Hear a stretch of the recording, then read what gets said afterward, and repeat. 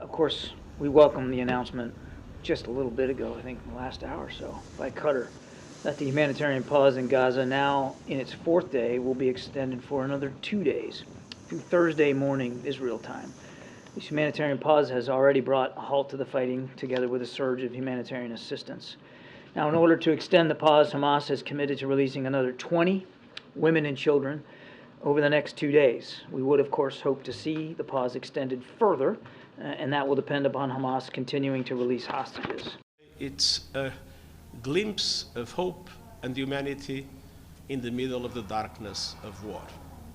And I strongly hope that this will enable us to increase even more the humanitarian aid to the people in Gaza that is suffering so much, knowing that even with that additional amount of time, it will be impossible to satisfy all the dramatic needs of the population in Gaza.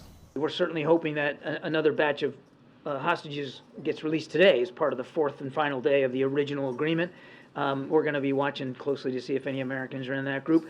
As it has come out over the last 3 days, we don't really know until you get into the end game who's going to be actually on that list, and then even then you got to watch closely to seeing if who's on the list is the folks that actually come out. So we're watching and hoping. It's a real risk. You have to expect a group like Hamas, a terrorist group, which clearly doesn't abide by laws of war, will try to take advantage of any pause in the fighting for their own benefit. So we're watching that closely, as well as our Israeli counterparts. You can bet that they're watching that closely.